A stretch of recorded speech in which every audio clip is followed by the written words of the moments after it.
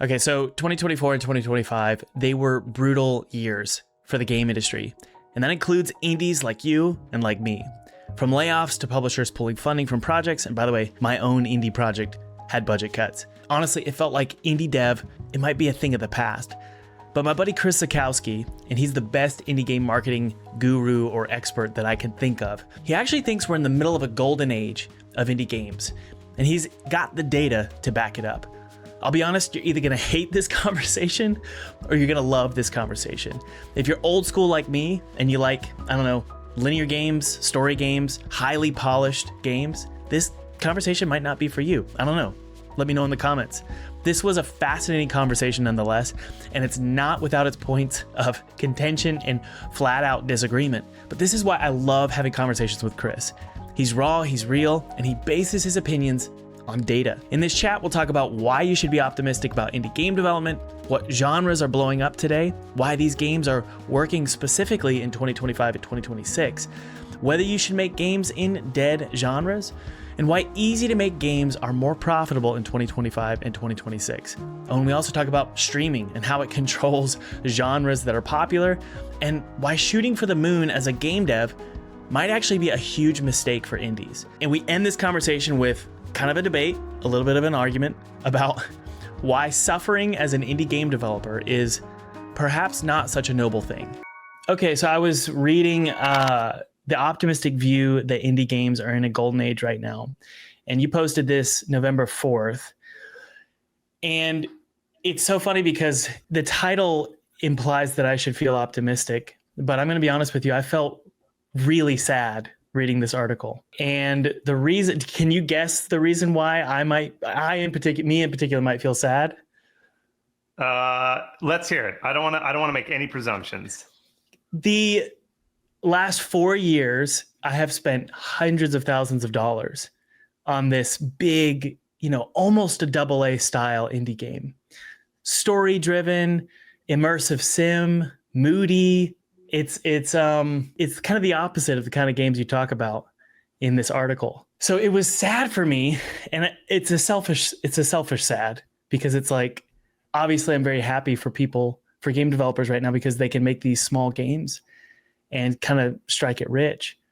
But it did make me sad in the sense that, I don't know, like the four years ago, my presumptions about the industry didn't hold up 4 years later.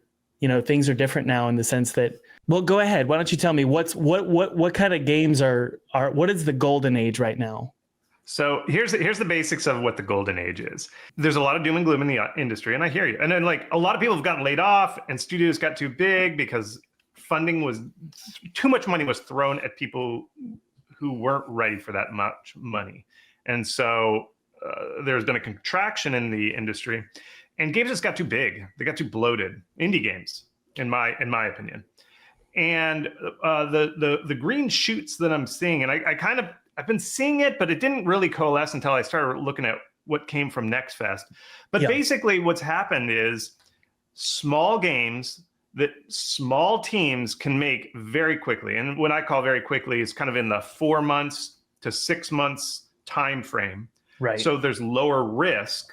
Right. Can go very viral on Steam and do very well on Steam and make people lots of money. Now, We're probably going to talk about friend slop. The term sounds terrible, but I actually think it's a positive thing. Friend slop is just one thing, but it is a rare time when you can do this. Like the last time this happened was Vampire Survivors, those Vampire Survivor likes, where, hey, small teams could throw some assets together, make a good meta game, and it was so fun. And that kind of, I see it kind of crested, and it's now a mature genre. Yeah. But yes, there's friend slop, but simultaneously, I see about 4 or 5 or 6 other genres simultaneously doing the Vampire Survivor thing. It's not just friend slop. There's idle games, there's horror games, there's horror casino games, there's horror friend slop. There's a couple other sub genres that we don't even have names for. There's all these little genres where you don't have to be a big name like Thomas. I'm sorry, Thomas. You don't have to have a huge audience. You do have to be a creative game designer, but the risk is a lot lower. And I think that's the biggest problem. The reason I was pessimistic before is it was just like these big bloated games that took 4 years to make that were, I don't know, kind of doing okay, but then they would crash. In other words, like they wouldn't show up. And so it took 4 years. It was like back in the old days when you had a film camera, you'd have to take a picture and then wait, send your film in and wait a long time to see if it developed okay, and went back and were like, oh, that didn't turn out so well. That's what it used to be. But now you can do it in 6 months and 4 months. And what I saw were a lot of developers, and I started digging into this, I found a lot of developers who were like, man, I needed a break from my 4-year project. Ugh, let's just time out on this 4-year project. I'll make a game in 6 months. We'll see how it does. Guess what? Those 4-month quick games did so much better than the possibility of that 4-year game. A lot of devs didn't even go back to their 4-year game. They're like, well, we're rich now. We don't need to go back to that 4-year game. So that's kind of the sphere that I see this in. And I see devs that are so happy now. That's the main thing when it comes down to it, is creative art that's made by people who are enjoying their time. I'm not a suffer for your art person. I think I hate that.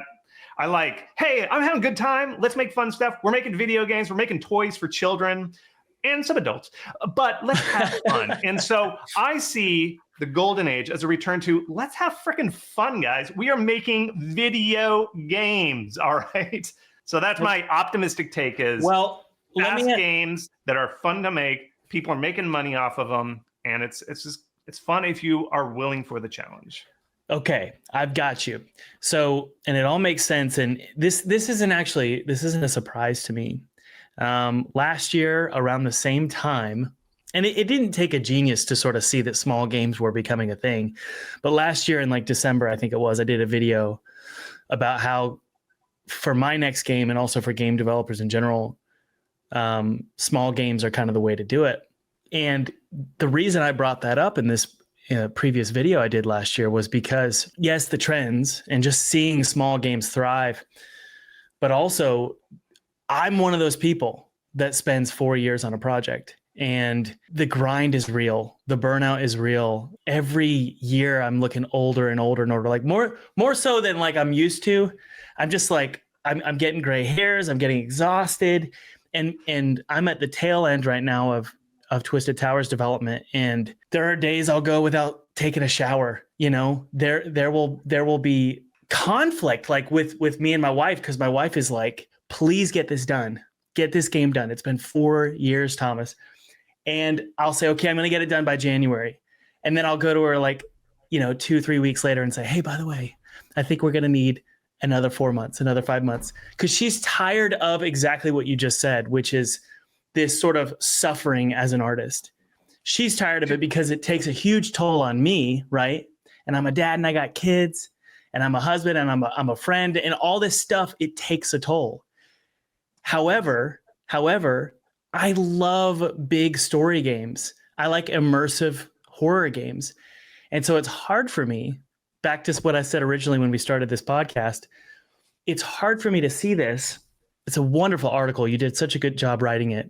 It's hard for me to be optimistic because for selfish reasons, I don't like these kinds of games. Do you know what I mean? Do you like these games? I do. I think. Okay, tell me about that. Here's my thought: is if we go back, I've made mobile games. I made mobile games a while ago. I made Xbox Live games. All through. We used to download indie games before they were called indie games on our PC. We would just go to AOL and we'd search free games, and there'd be free games. And the industry is the most fun, most vibrant when it's indie. Like back in the day, indie meant, hey, I'm just throwing this stuff together. I don't care. The thing that's important is this fun? Like the game had like 4 colors, but it was freaking fun. Right. And you could just make these quick games that were personal. And I think when they're reworked and repolished and polished, you lose the humanity of the work. That's just my personal thing. And so I am so excited. So I see these periods several times, like the early mobile, like before everybody had a mobile phone, you could make a quick game, throw it on the app store, and it would go viral. And these were quick, fun games, and you could feel the creator. Now they were a little sloppy. You could see the seams, but I like the handmade look. I'm DIY aesthetic. I like the lighter touch of a designer or a creator. I don't like what they call in fine art, they call it a licked surface, where it just looks licked. Like everything is so smooth. I don't like that look. I got you. What I love, here's what I love, is people that are having fun, both creators and developers, and they don't have to have an existential crisis. They can have a shower. Maybe that's why your wife is unhappy. Maybe not showering enough. I don't know. Probably it. But I love these games because I think they're so fun. And developers don't have to have an existential crisis to release a game, and you can feel that fun in the game. And so that's why I'm like, I love it. These are fun games. These are fun games. Yeah. Why do you think this is somehow a trend now? I don't quite understand. Actually, let's back up because I need a definition from you. You said earlier these vampire survivor type games. We're also saying small games, right? What is this genre? Like, can you describe it? Is it gambling games? Is it friend slop games? Like, what is this genre you're talking about that is exploding in popularity? Okay, for the article, I call them great conjunction games because, and it's not a genre. It's not one genre. It's 5, 6 genres, and that's what's so amazing. It is not one genre, and there's not a universal thing between all of them. Okay. It's complex. And this is why I consider this like we're in the middle of a golden age because all these genres are kind of popping off at the same time. I typically see this one genre. Like I used to see just Vampire Survivors did this. And again, now we're seeing 5 or 6 genres doing this simultaneously. Okay, so I'll go through all the genres that I consider these golden age genres that we're seeing. Okay, so the first one is friend slop. I think we're very familiar with it, or you've heard whispers. I know a lot of devs who are like, oh, we're making a friend slop game too. Yeah. Friend slop basically is co-op, not multiplayer, not like servers and lobbies and Call of Duty where you have to dial in and you need a huge player base. They're just smaller games where you just need like 4 to 5 friends and they just join in, and you're usually co-op or slightly competitive. They're not party games. A lot of people mistake this as like, oh yeah, like Mario Party. It's not Mario Party. They're usually cooperative, and you usually have a single goal that you're all trying to achieve together. Like the most popular one right now is Peak, where it's like we're all trying to get to the top of a peak. And so you have all these things going on, and they're a little jankier. Like you'll see stuff clipping through, like textures clipping, and arms are kind of waggling around. That's one. And so there's several games within that genre, specifically friend slop. There's another one called idle games. And idle games are like cookie clicker and that sort of thing. But that genre is so like effervescent right now. There's so many entries into it. So that's one where it's like people are making clicker city builders, clicker civilization, clicker black holes. There's all kinds of these incremental games. Is that also click holding by Zoliver Nelson Jr.? Is that a similar game? Kind of. I still think there's possibility in that space of what click holding was, kind of, because I don't think there was enough clicking in the game, ironically. But and this kind of goes to the next one, which is horror. Horror genre is very good because I've seen a lot of genres, they just take horror and they apply it to these other genres. Like the people who invented friend slop really are like Lethal Company, Repo, Phasmophobia. I think that's how you say it. Where it was you and your friends are in a haunted house together and you're trying to beat the baddie to get out of the haunted house. And so it was a co-op thing. And I think a lot of people saw those co-op horror games and they're like, why does it have to be horror? Let's make it friendly, like a Peak game or something like that. And so we've got those. And so what you'll see is also a lot of horror put on top of it. And so I think click holding started, I don't see too many horror incremental games, but I totally could see if you're creative, maybe you could repurpose some assets from Twisted Tower that you throw out, make a horror incremental. Free idea, Thomas. Just put me in the credits. That's all I care about. I don't want any money from that. So there's a lot of options there. Another genre that is kind of, I consider in this is casino games, where it sounds weird, but typically grim dark casino games. And there was a couple that just came out, like one's called Clover Pit, where you're like working all these slot machines and you're in this dungeon type of thing. There's another one called, I think it's like slots and dice. No, it's dice and swords. I'll look it up. Don't go me. We'll link it down below. But it's also a casino slot machine, grimdark kind of fantasy RPG type of thing, where it's a lot more random and it's dice and all that kind of stuff, or slot machine type of thing to also do well. So you've got this kind of slot machine thing, pure horror, where it's just a one-person thing going through it. You've got another one, which are shop simulators. There was supermarket simulator, and that took off. And then people just started like slopping that thing. You did some store assets, you do some stuff there, and you make a store game. Well, people are now doing horror shop simulators. There were 2 that popped off at Steam Next Fest. There's just so much vibrance of so many genres that fans are like, let's go. I want to try this. And so it's not just one genre. And some of them are quite countered. It's not the same audience. Like the Friend Slop is different than the casino horror, or different from the incremental. But they're all, I call it the great conjunction genres, because all these genres all of a sudden are coming together, and they're made in a way that they can be made in like 4 to 6 months. So they're not necessarily co-op or multiplayer or single player. It doesn't matter. Some are, some aren't. Okay. Idle games are solo games, only idle.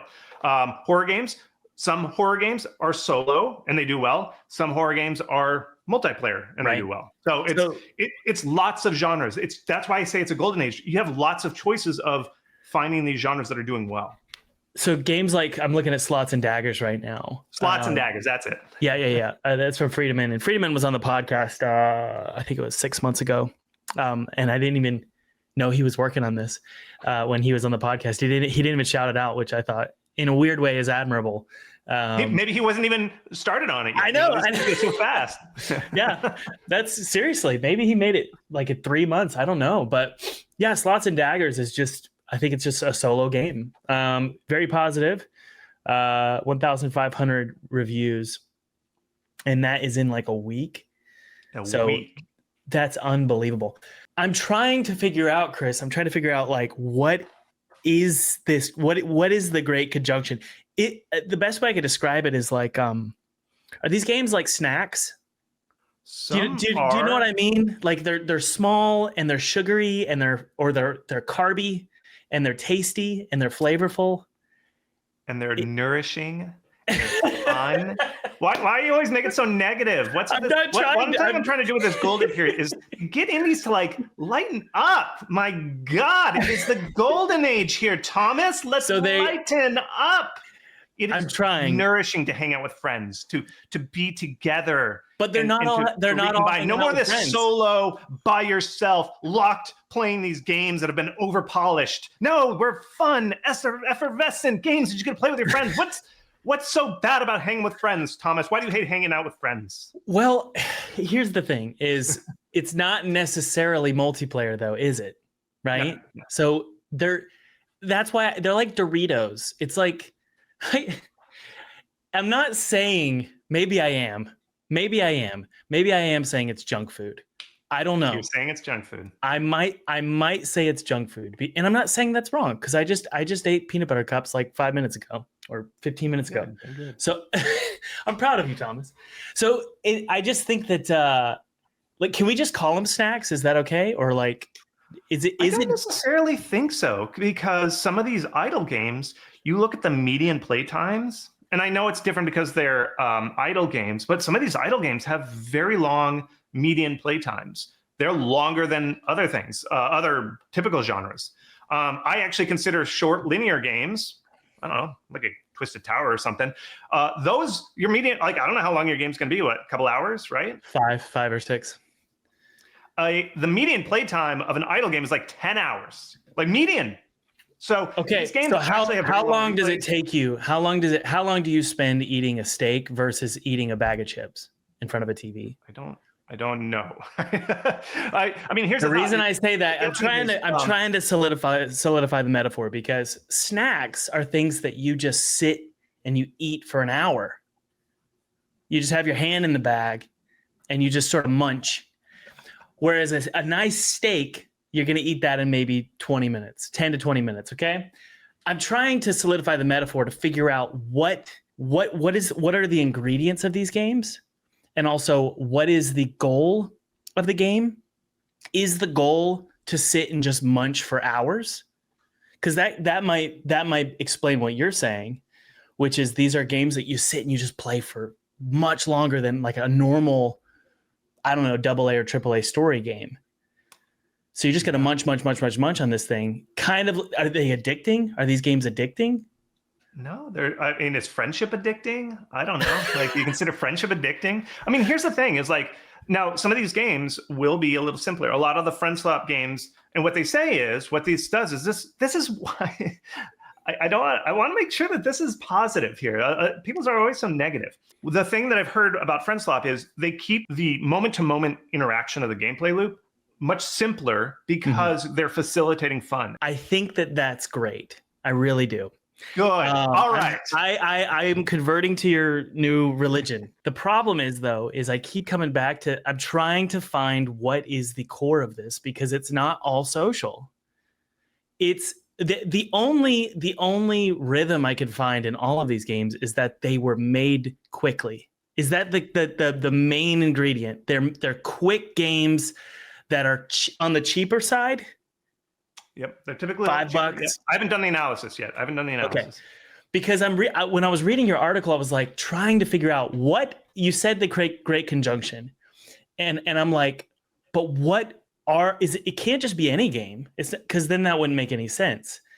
But you've friend slop, idle, horror meta genre, simulation, rage gamers, auto battlers, and you said Vampire Survivors Gens 2. I'm trying to figure out, Chris, what do these have in common other than they're just quick and dirty? I don't know. And here's my thought: is they're kind of new genres a little bit. So, for instance, I mentioned this in the article. Vampire Survivors, I don't think you can do that as well. So Vampire Survivors came out in 2021, I believe, and for the first year and a half, you could the genre was so exciting. Everybody was like, "Oh, Vampire Survivors!" You could make one very quickly. Like, you could throw together some kind of cheap assets. It was fun. It didn't have to be so tight, like the gameplay, and you could throw it up. But because everybody was so excited about the genre, they didn't care. But what I've seen, and I mentioned this in the article, is nowadays, which is almost 4 years later, the games that are popping off in the Vampire Survivors likes are very polished. Like, you can't do a quick 3-month Vampire Survivors like anymore. You have to make it very deep, or you have to take IP that is very popular. Like, I just saw Warhammer announce they're making a Vampire Survivors like. You have to have the Warhammer franchise, Temtem. There was one called Deep Rock Galactic Survivor. They had a big IP there, but the Deep Rock IP. So that genre is now matured, and you can't break in as easily. But what's happened is there's just a flourishing of all these genres now, the friend slop, the idle games, where the fan base is like, I want this now. I don't care what it looks like. I don't care. I want more of this. They're just like, they're like beating the doors down. Like, give me more idle Doritos games. And so there's a lack of supply of idle games. And so you can create small indies who don't have a lot of money or experience, can create a smaller experience. And I imagine, who knows? We don't know how long this is going to last. 4 or 5 years from now, the only idle games that will survive are the ones that are, year-long projects, high-end graphics, AAA quality, everything. And it's more a maturity of genres. And I think the thing that connects these, and what the article is about, is that we are in a crazy period right now when there's 5 or 6 genres that are brand new, and there's a very big audience that is like, I don't care, just give it to me. Okay. Does that make sense? I think that makes sense. I think I've got you. And here, let me do one more. Let me just to kind of show you the flip side. Like, Metroidvanias are, and that's one of my favorite genres, by the way, is a mature genre. And so the only Metroidvania that can break through is if you're a Silk Song or you're an Ori and the Blind Forest, where the quality and depth is so deep. If you don't have that quality and depth, you're dead on arrival. Like, I see a lot of indies make Metroidvanias, but their quality and their depth is not up to Silk Song quality. So everybody goes, well, you're not Silk Song. I don't care. I'm only playing Silk Song. And so that's where I think we are. It's a maturity of genre. It's nothing like inherent about this. Okay. In terms of the Great Conjunction, to define it, it's something like pillaging a new genre as fast as you can. Why does it have to be so negative? Why isn't it like exploring a new genre or embracing a new genre? Why is it? Why do you have to bring pillaging in? Because it's basically the idea would be find the, it's a gold rush. It's a gold rush. And so you're going to go in there and you are going to, I'm not saying pillaging is wrong. In war, like in war, yeah. I mean, we probably should go and pillage people's villages. To the viewers, don't pillage. Viewers, do not pillage. Do not pillage.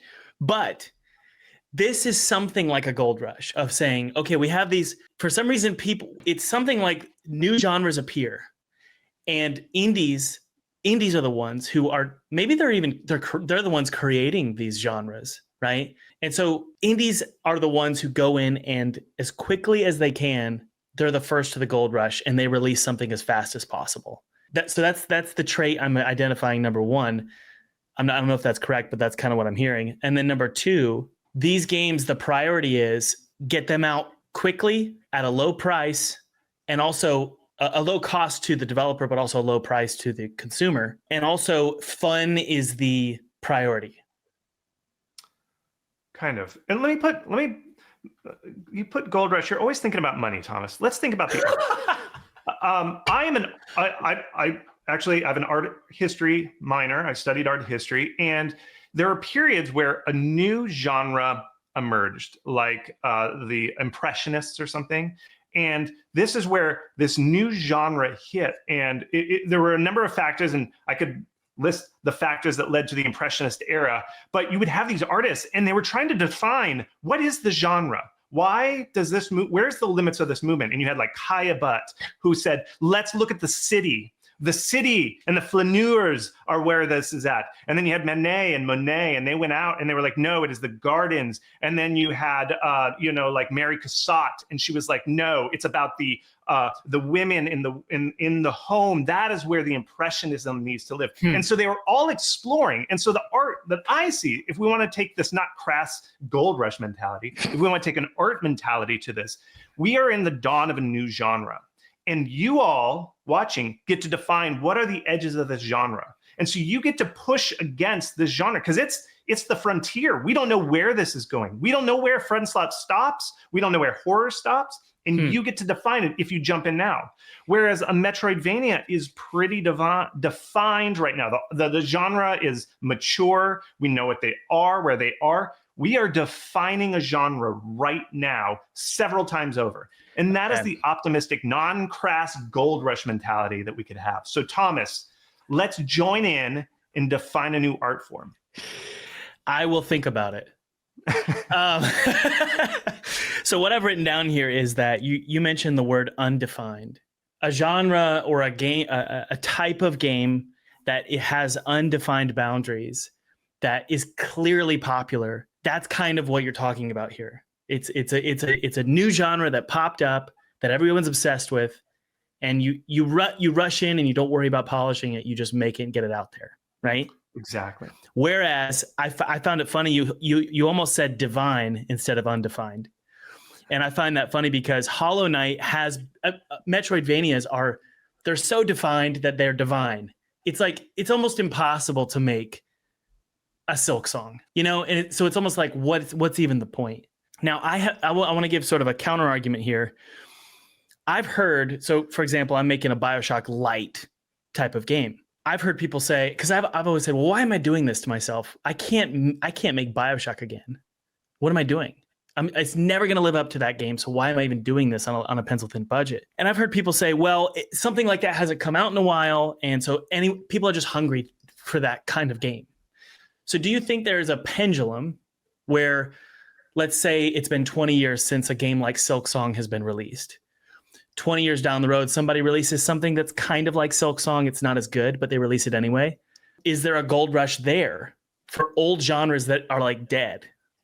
Yeah, there is, and it's a number of factors there. So here's my thought is, I almost think you could make it's not going to be a gold rush. It's riskier.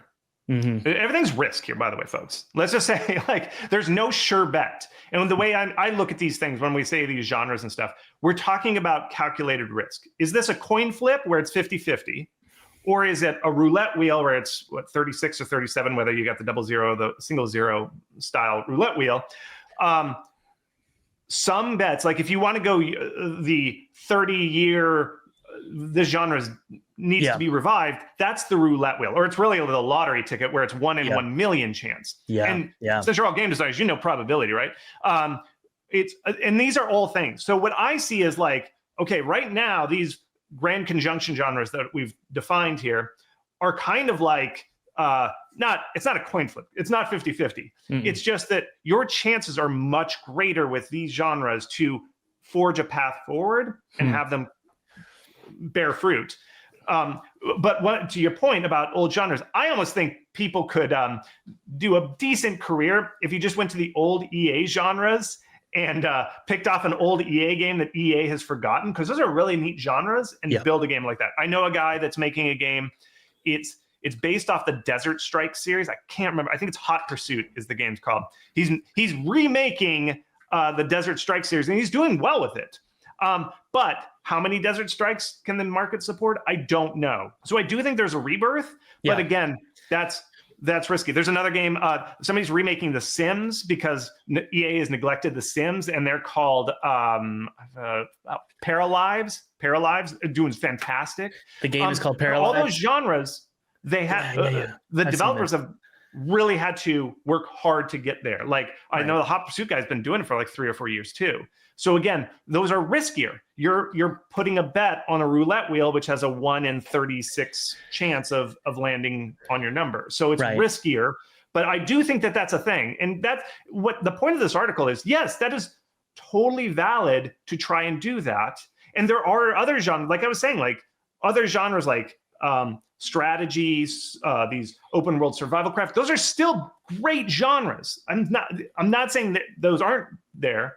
It's just right now, and this is why it's called the Grand Conjunction, is there's an opportunity where the games that are easier to make are also the games that people are going crazy for. And so that conjunction of those two factors means it's like, folks, this might be a time to stretch your muscles, open up the windows, let the house air out, and try this. And because it's stultifying to work on these games for 4 years. Take a break. Thomas, take a shower, 4 months, use some of that thrown away Twisted Tower, Friend Slop horror game.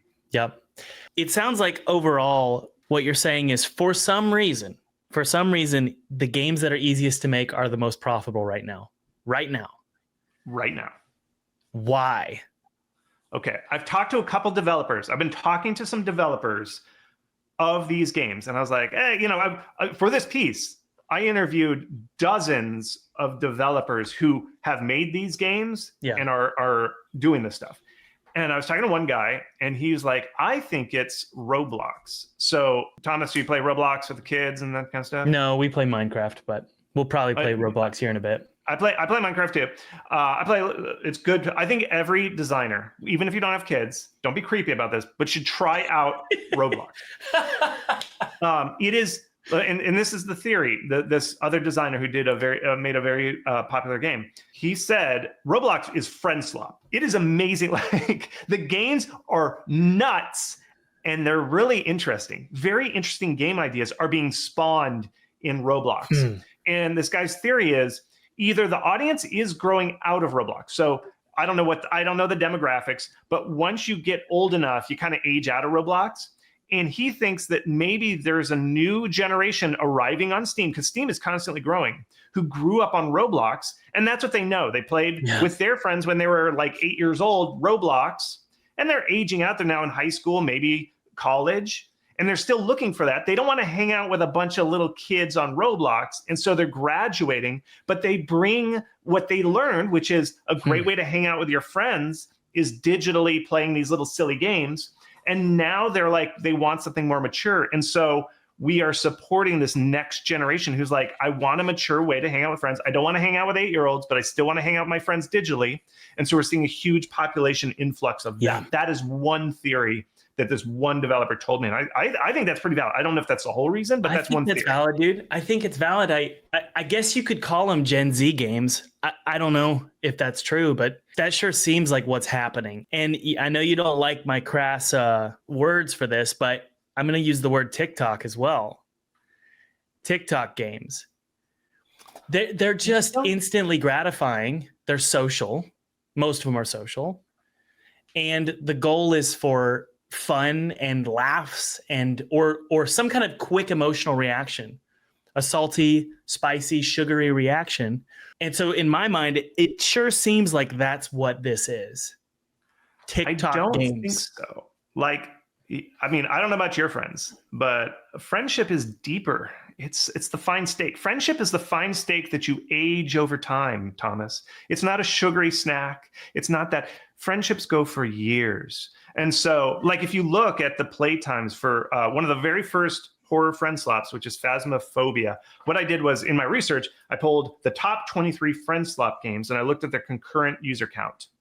And Phasmophobia and Lethal Company have very long times. In other words, like, the concurrent player count is very steady over time. And what I don't have deep, I can't tell you definitively, but I think a lot of people are playing that all the time. Like, people are like, hey, every Thursday, let's go play Phasmophobia or let's play Lethal Company. And it's a long-term thing that a lot of people are doing.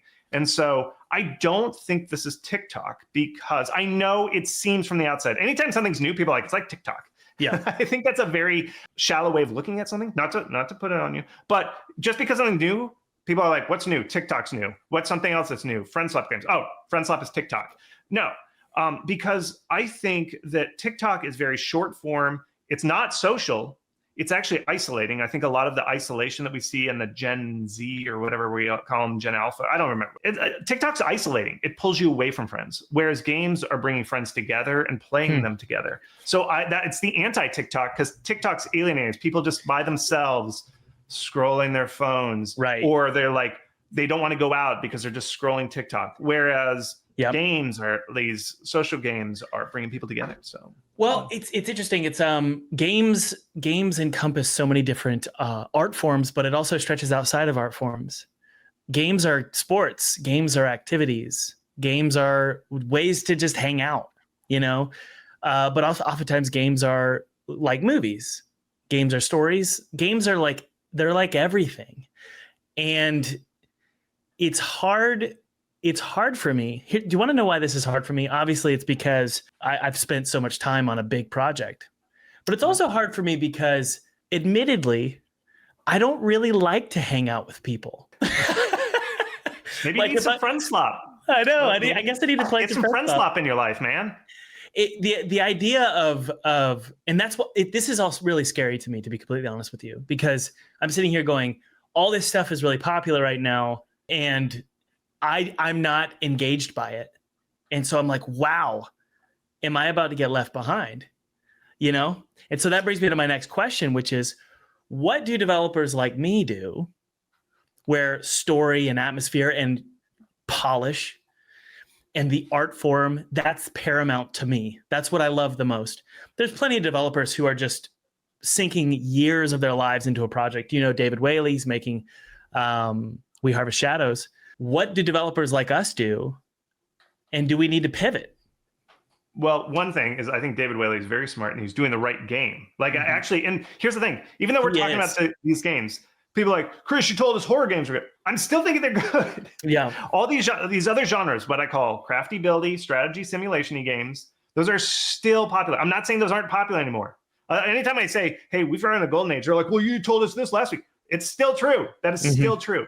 And I think David Whaley's a great example. That is the right type of game to make. That is a good genre. Yeah. And what I think, David Whaley is a perfect example of what he's doing. So if you've played We Harvest Shadows, I think the demo's still live.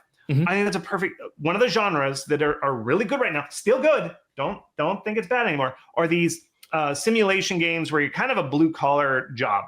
like cleaning something or power washing something or something like that. Yeah. And what David Whaley did was he said, that's a popular genre, but it's very shallow. And so David Whaley said, I'll take that genre that's very popular and I'll overlay a story, thematics, atmosphere. You see where I'm going with this, Thomas? Mm-hmm. And he said, I'm going to add on to that. And everybody was like, that is awesome. And so what I'd invite you to do, and this is where it's like, I know you called it a gold rush and you're concerned so much with money. I'm concerned with the art here, Thomas. And so when I see a new art form emerging, like the Renaissance or the Impressionists, or we could talk about the Dadaists if you'd like, when a new genre or art form is emerging, you are all free, everybody watching this, to redefine that genre. And I'd invite you, Thomas, what if you made a friend slop game that had that polish or told a story? Because like, okay, I'd invite you to play Peak. There's this little toy called Bing Bong, and it's in the thing. And if you carry Bing Bong around, and then you start noticing everywhere when you play this game, Bing Bong, it's like Bing Bong Airlines, and there's Bing Bong this, and you start seeing this guy everywhere. And people kind of craft this narrative of like, what is Bing Bong? Why is it Bing Bong? And so I'd invite you, you can still use that environmental storytelling to tell a story. Like, yeah, you're hanging out with friends, but then friends are like, wait, why is that written in blood on the wall that says, go away, don't trust her? And then they start chatting about that. And you build the story into the friend slop. And this all of a sudden is like, oh my gosh, Thomas has redefined the genre. He has brought story, depth, polish to friend slop. This guy has redefined a genre. And so that's what I would say is like, there is opportunity. And what I'm saying with when these new genres are emerging, it is up to you all to define it. You might find that that's the place to go with this genre. And so I don't think you should say the kids are all, it's like, okay, well, what is it? Can we push this direction? Let's see what happens if we take it this direction. And that's what I'd invite you to try. I wonder if the inexpensive nature of making these games, I wonder if that's going to go away pretty quick. Because kind of like what you said earlier, or just now, is that once a genre sort of gets a foothold and everybody's making it, the ones that stand out are the polished ones. Kind of. Wait, here's what I think it is. And this is my theory, just watching the Vampire Survivors things, because I really like the Vampire Survivor genre and I was following it. It's this, folks, if you're interested in art, like I am, I have an art history degree. It's fun to watch a medium evolve. Just like I loved watching like how abstract expressionism evolved. I love to watch live how a genre evolves. And what I think it is right now we're in the frothy period when people are trying everything. Like in Vampire Survivor likes, people were trying things like how the big question was, do you push the button to fire? That was like a major genre defining thing. There was a series of games that branched that it's like watching the evolution live. There's a whole series of games that branched where you could push buttons and you did things. You either rolled or you shot. And then there were other Vampire Survivors that, no, Vampire Survivors is about not pushing buttons. You just walk. All you do is use one button and you walk around. And so the genres kind of split that way, and we could see who won. And so what I think is, at this period when everybody's just throwing stuff at the wall, they're just rapidly putting games out. We're trying to define where the genre is. And I don't say we, because I'm not making the games, they are. Oh, okay, this is what friend slop is. It's this, this, and this. And then somebody comes in and they say, okay, that is what it is. And they make a very polished version of what that is. They said, I think this works and we'll go there. And this is very similar to like how the iPod evolved. If you know anything about how iPod came about, everybody was making MP3 players. They all sucked, but they were trying. It wasn't until Apple came in, because Apple can polish everything. Apple doesn't actually innovate that much. They just make stuff very well. And so they just watched where MP3 players were going, and they're like, let's put our stamp on it and really make this. So that's one option, is once somebody comes in and says, this is where the genre is, boom, I'm making the high polished version. That's a way that it could go forward. Does any of these genres, I'll list them out: friend slop, idle incremental games, horror, simulation, rage games, auto battlers, and Vampire Survivors. Do you know what I see as the common thread with all of these is they're really good for streaming. And it makes me wonder if streaming is controlling all of this, that streamers really have the key to virality. And it's the streamer's personality that's really carrying all of this, as opposed to the past. In the past, when streamers weren't really a thing, it was the quality of the game and how it looked in its box on the shelf at Walmart. I remember walking through Walmart at like 9 years old, and I saw Alice Madness Returns, and I was just like enamored. I just had to buy that game, right? I didn't, because I don't think my parents would have let me. But point being, there's a different way in which games are marketed to developers, or to gamers these days. And right now it's Twitch, right? And people just streaming and laughing and having a blast with these games that don't necessarily have that beautiful front cover, but instead make people have really good conversations and laugh with each other and hang out. Again, one thing the internet is really bad about, people on the internet, is holding multiple ideas in your head at the same time. Yeah. Okay, let's change it. Yes, the golden age is still there, but there are still these deep, complex games that, and I market a lot of different types of games. There are games that still do well with a screenshot and a trailer, and they do very well on TikTok, ironically. And again, not the TikTokization. I just mean that there are games that you can market and that do very well. Yes. When somebody sees the trailer and somebody's like, that is the most beautiful game I've ever seen. And it's just through trailers, through TikTok, through screenshots, there are games that can do very well. And they don't get much streamer coverage. Some of the games I'm thinking of, I want to say it's called like Exo something. It was a game where you were a little ball rolling over the mountains, and then you turn into a disc that could fly, and then it's Exo something. I forget what it's called. That's a beautiful game. Like, it is so beautiful, so polished. It still does well. Like, I would say that's a good game. Like, if you can do that and pull that off, do it. And that was sold on its visuals. Like you were saying, like the equivalent of going to seeing a box cover and seeing that stuff. Yeah. It's called XO1. Is that what you're talking about? XO1, that's it. You know, what's interesting about this is, like, just to riff off of that, and then I'll let you continue. It did well. I mean, probably made over $1 million. Let's see, how much is this? So $17. So I think it made well over $1 million. It has 3,000 very positive reviews. I think that seems like well over $1 million, wouldn't you say, in revenue? But that said, you look at this game versus, like, what do you call it again? The Great Conjunction games. Those games, when you look at the reviews, it's like 20,000, 100,000 reviews, you know? So they just explode. The virality is on a different planet. It is totally different than a game like XO1. But here's the thing, folks. It's not all about the money, Thomas. Here's the thing. You don't have to be the number one game. And this is another thing that I hate about the internet. If it's not the number one game, it failed. No, like, if you, my measure for success is, can you keep making games sustainably? You don't have to, like, mortgage your house or anything. Can you, like, have a nice middle income, raise a couple kids on it, not millionaires?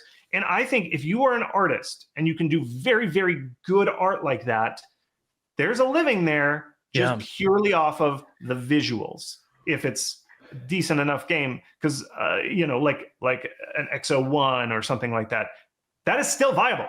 That, again, we have to hold multiple things in our heads, folks. Yep. That is totally viable. And also, these friend slop Great Conjunction games are also viable. And this is part of the reason I'm saying this is a golden age, folks. There are multiple paths forward. It's just, you have to know who you are and go for it. Yep. And for those, again, let me go back to it.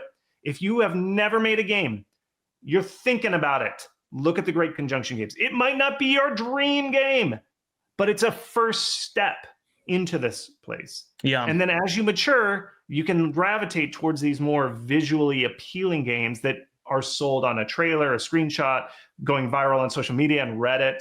Those type of games do well that way. So both are possible, Thomas. Well, I will say the path to your dream game ends in hell. Thomas, you're so negative.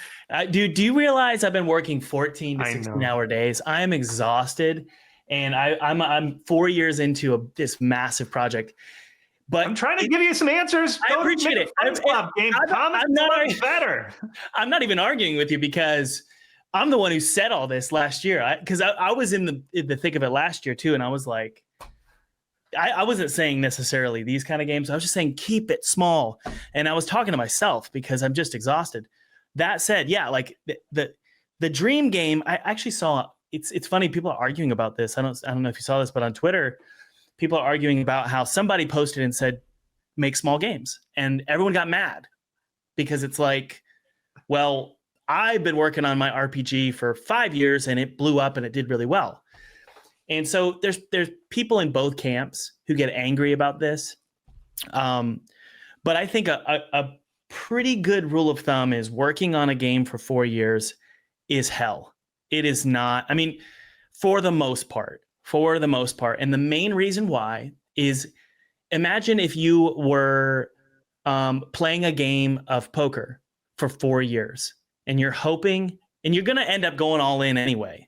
That's how it feels. The stress is out of this world because I think we've spent over $500,000 on this game, and it's just constant worry and anxiety. Is this thing going to pay off? Have you ever read the book? I've talked about it before, but it's called 10X is better than 2X. Have you heard of this book? No, I've never read it.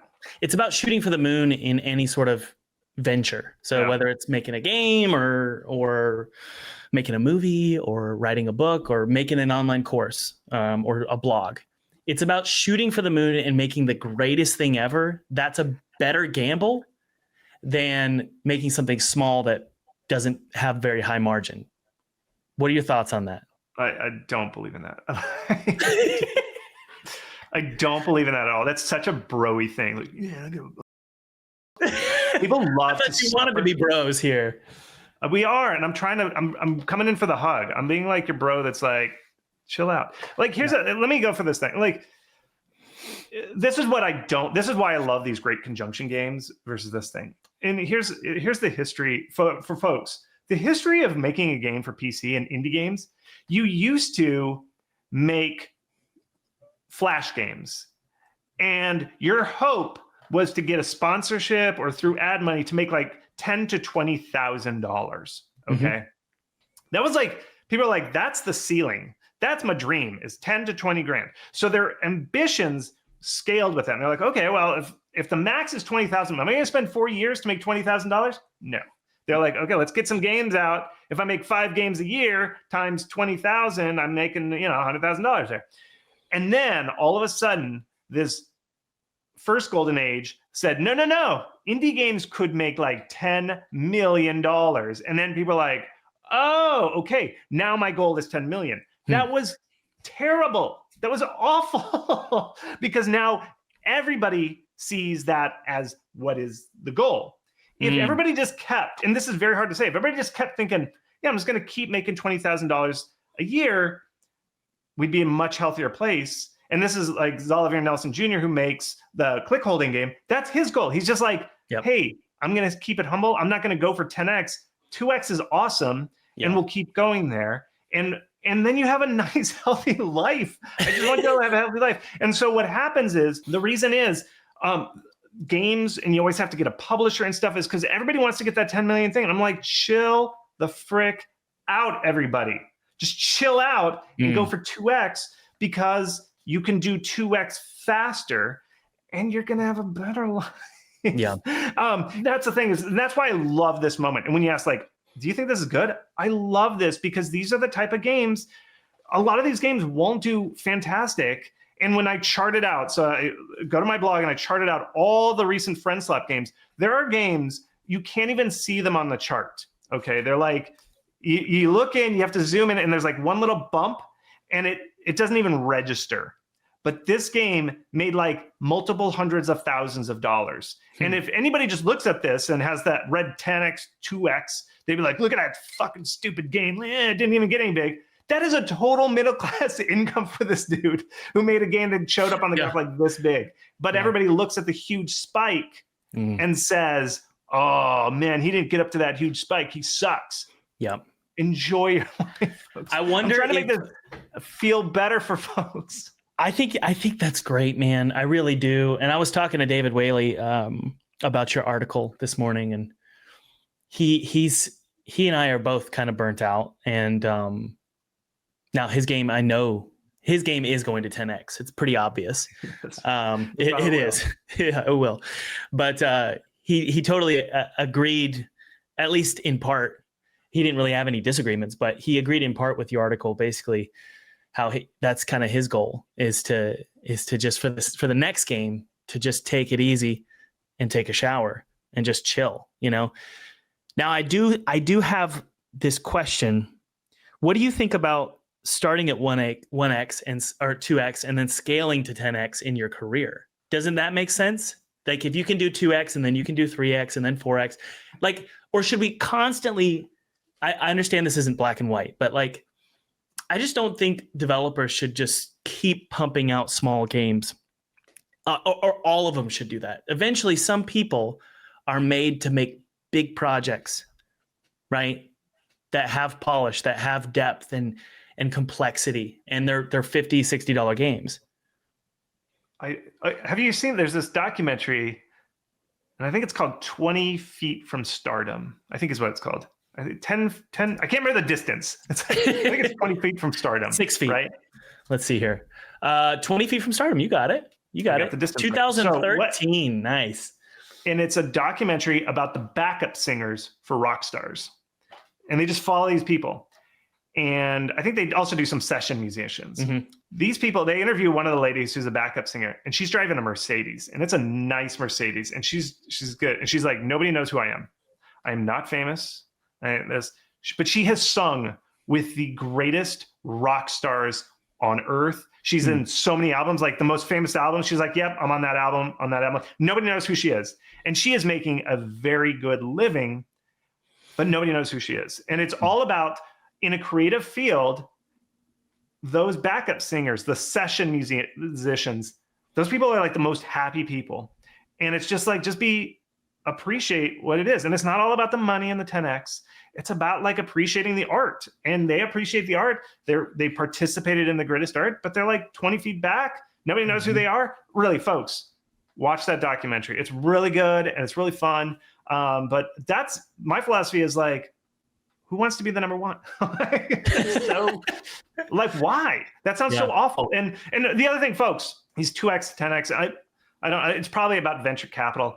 That venture capital stuff is just, you have to understand the context of that. And those books are written for venture capitalists who want to make $1 billion or something. They want to make $100 million billion. Who cares? Like, there are going to be crazies that do that. But I think the best life is just like a nice, humble one. It's not all about the money.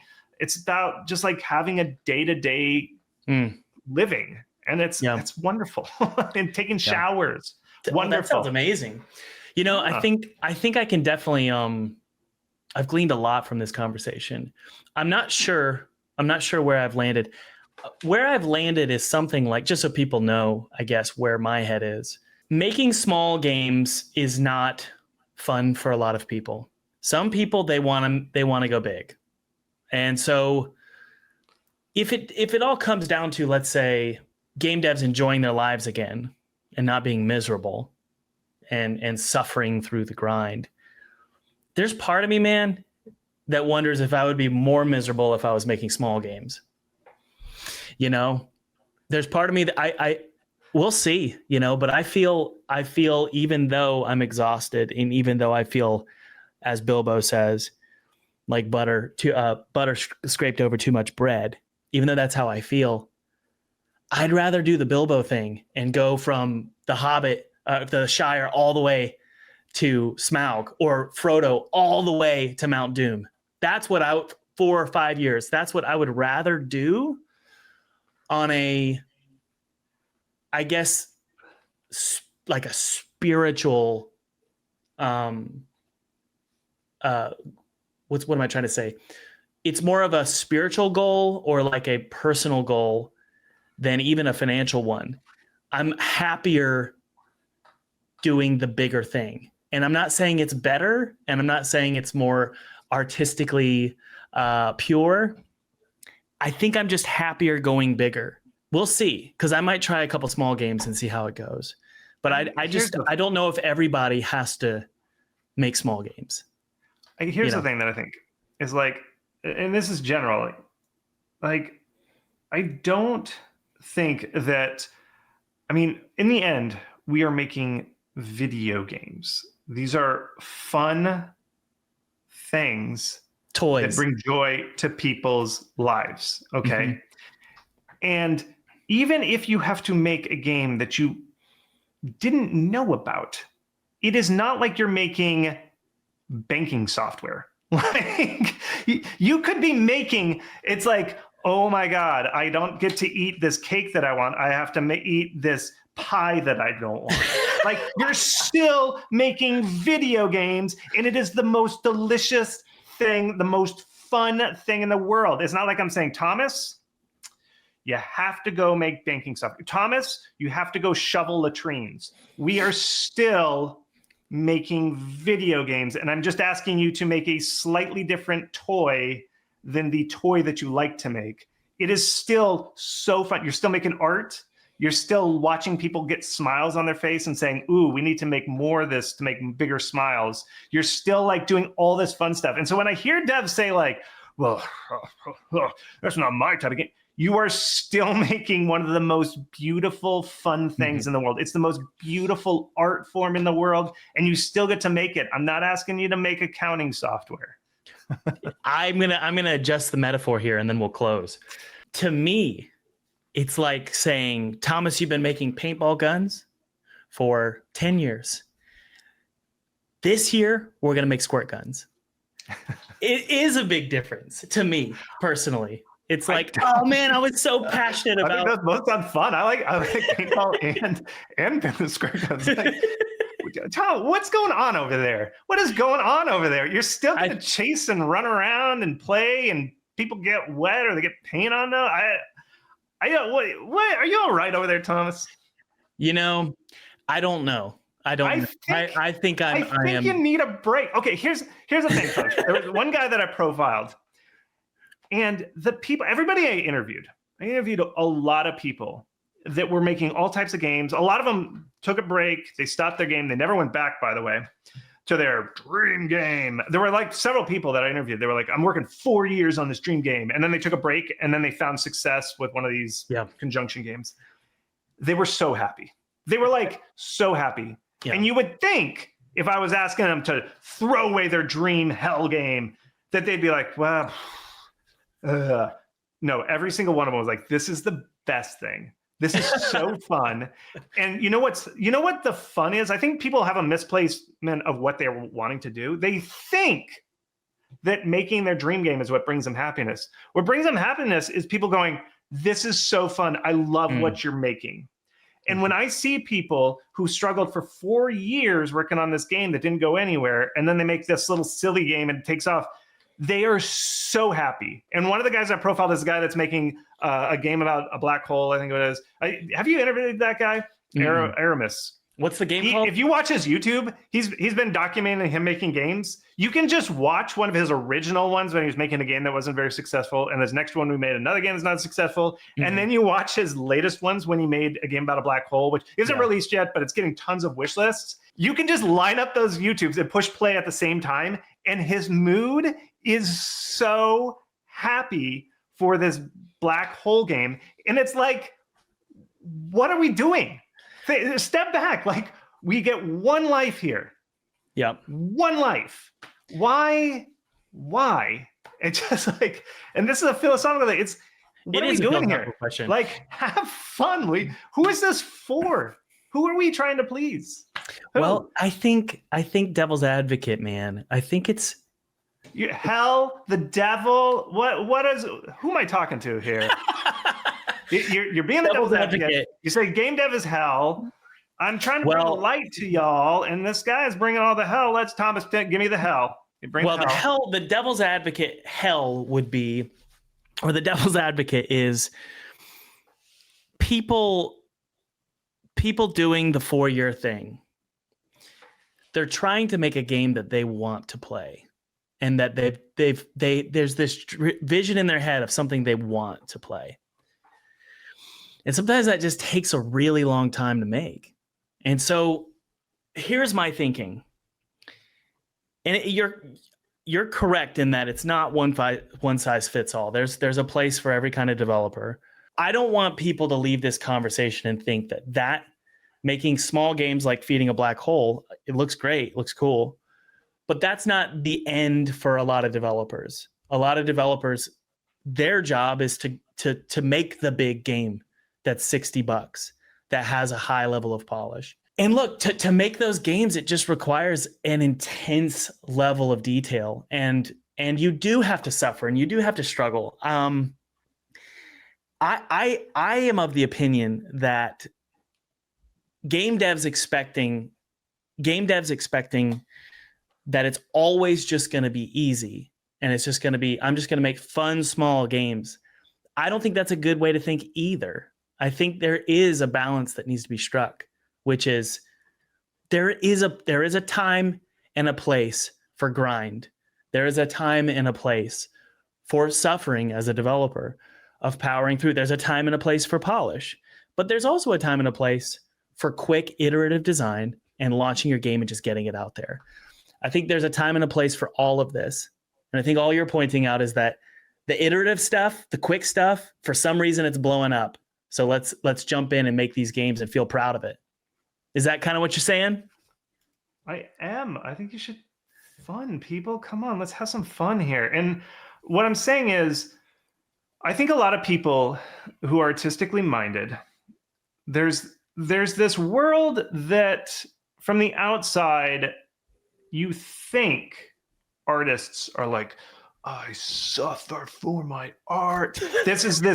And if you watch that Indie Game, the movie, I hate that movie because it told people like, oh, okay, to be an indie dev, I have to go like, I have to suffer, and you have to cry. And they just somehow, like a little duckling who imprinted on what their mother is, they saw that video, and like a little duckling that imprinted on the first thing they saw, they saw these people that are like, I am suffering for my art. And they're like, oh, that is what an artist is.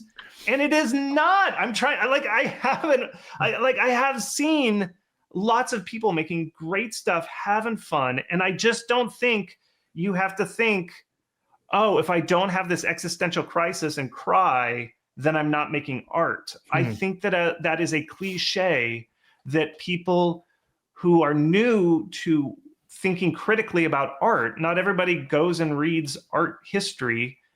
They think that that is what art is this, I'm suffering. That's not it. It's fun. It's being creative, and suffering for your art is not a valor thing. And that's what I don't agree with, as I don't like that attitude of, oh, to make art, I must have had to suffer. And I just do not think that that's the case. And I think that's toxic. I think it's toxic for people to have that thing. I'm not saying great art can be made if somebody suffers, but it just, I just don't think that those are necessary. And I don't like that attitude that says like, well, if you didn't suffer, then you're not an artist. I don't like that attitude. And I think it's toxic. I don't think devs, if you're watching this, you've never made a game, I just don't want you to have that. I don't want you to learn that lesson. That's what I'm trying to tell you.